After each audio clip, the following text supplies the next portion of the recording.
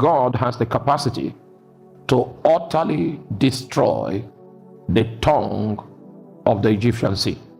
When altars speak, they can take advantage of the power of rivers. They can take advantage of the power of winds.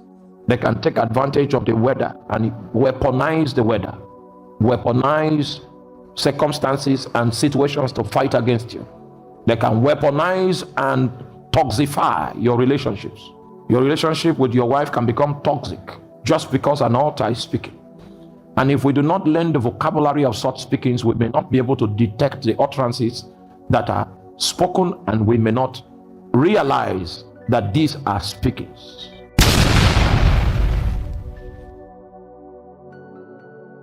Welcome to Apostles of Revival TV. This channel is dedicated to the apostles of our time. Apostle Joshua Selman, Apostle Arome Osayi, Apostle Michael Orokpo. Please do well to hit the subscribe button and turn on the notification bell so you never miss our videos. All right.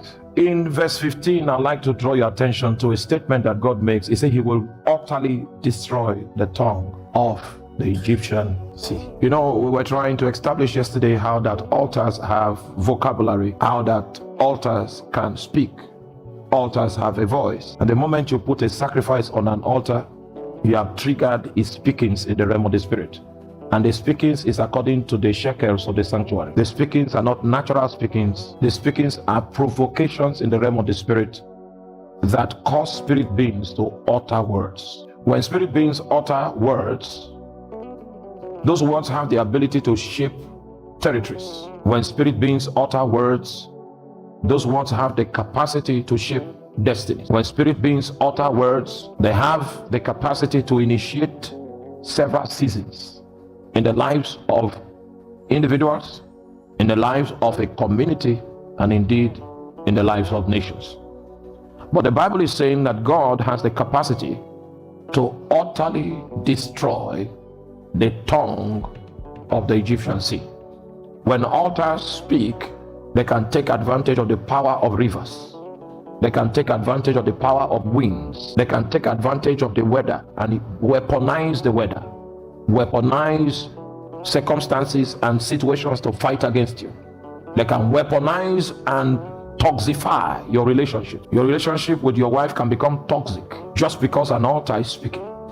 And if we do not learn the vocabulary of such speakings, we may not be able to detect the utterances that are spoken, and we may not realize that these are speakings. Now, what I want to do this evening, are you still with me? Please don't forget, because I know you want to forget. You are planning to forget. That's why I'm saying don't forget. When you dethrone an altar, do you remember that? You replace it with another one. If there was someone in your family that the devil conscripted to become the messenger of a certain spiritual gate, and that gate brought travail, it brought injury, it brought infirmity, it brought reproach, and you want to change all of that speaking, there must be a priest that will rise up and set up a different altar and bring a spirit that is more powerful than the spirit that they have invited through the demonic altar into the territory. Are you there? You are not following me. The same level of devotion that the spirit of darkness, the priest of darkness, exercised in order to bring that demonic presence into the space will be the same level, same minimum level of devotion that the priest of light will need to bring to the table in order to bring a different speaking into the realm. Are you there? The moment you set up a counter altar, you set up a counter altar, what you have done is this. I know you are well aware that there can be no two captains in one ship. So if you bring a counter altar, the altars are going to wrestle, and the altar that is superior will take charge of the ship. No two altars that can govern a territory. If you bring a counter altar into the territory, bring a counter altar into the family, bring a counter altar into the community. That's why they are allergic in a witchcraft oriented place. They are allergic to you planting a living church, because what you are doing has the potential to undo everything they have built. And it doesn't matter how old the altar is. It can be an altar that's lasted for about 43 generations. We care not to know the history where they went to import the spirit where they got the articles that was used to build the altar. Don't even go into all those details. Just bring in a counter altar.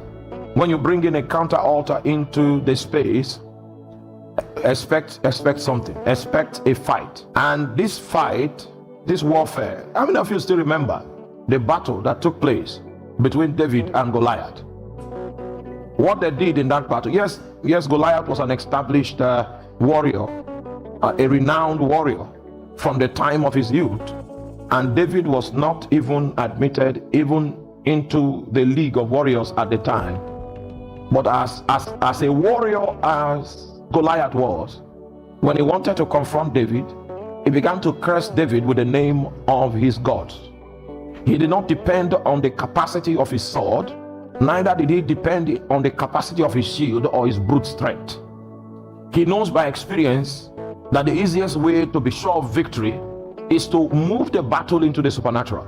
So he came against David in the name of the gods that supported his sword. And David, understanding what was going on, knew he was no match if he tries to fight back as David.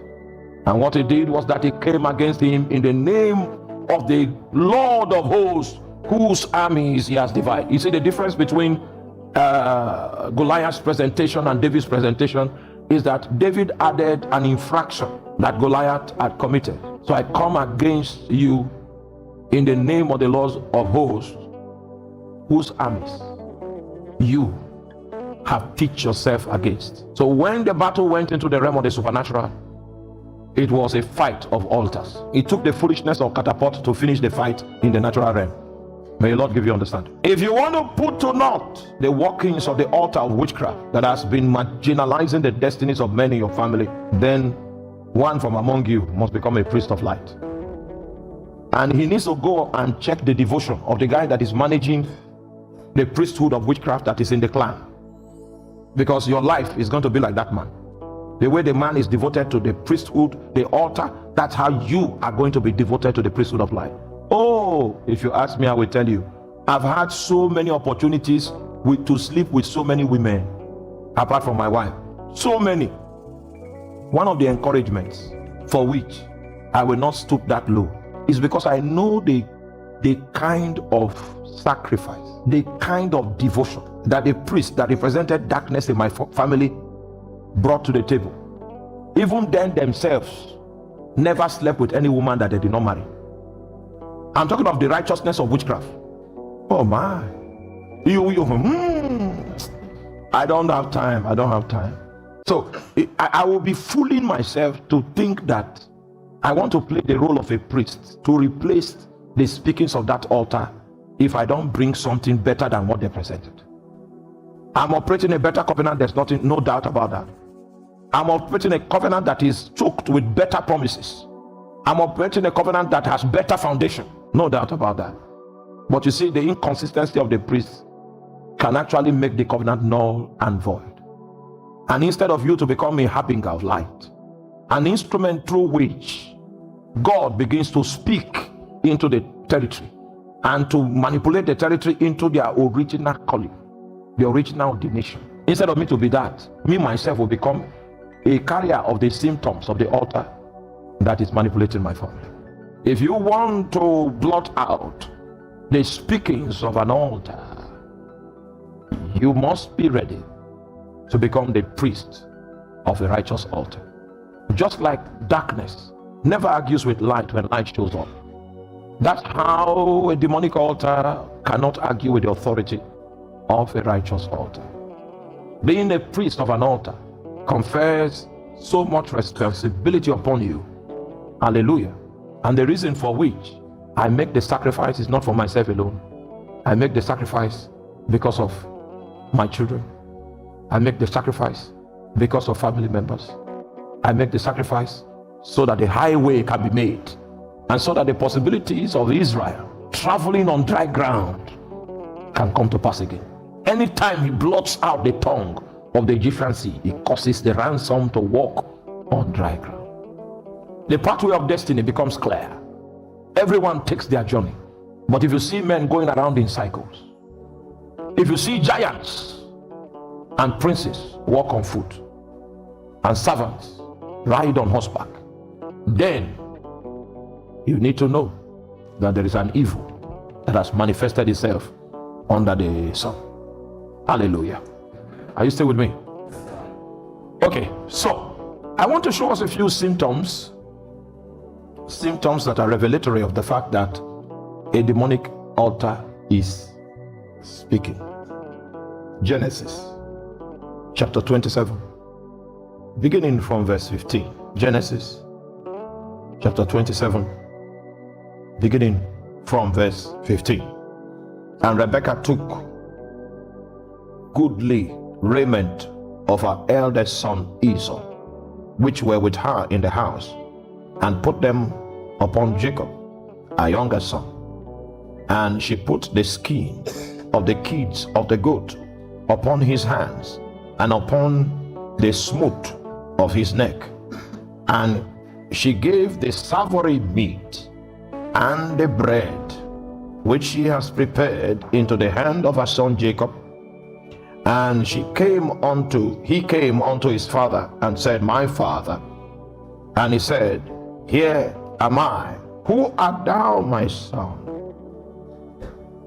And Jacob said unto his father, I am Esau thy firstborn. I have done as thou biddest me. Arise, I pray thee, sit and eat my venison, that thy soul may bless me. And Isaac said unto his son, How is it that thou art found it so quickly, my son? And he said, Because the Lord thy God brought it to me. And Isaac said unto Jacob, Come near, I pray thee, that I may feel thee, my son, whether thou be my very son Esau or not. And Jacob went near unto Isaac his father, and he felt him, and said, The voice is Jacob's voice, but the hands are Esau's hands. And he discerned him not, because his hands were hairy as his brother Esau's hands, so he blessed him. Jump with me to verse 27. So he blessed him. 27 will give us an idea of part of the process. When he began to bless him, are you still there?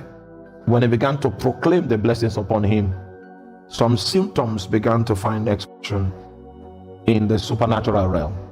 The symptoms that began to find expression are the things I want to share with us in a moment of time.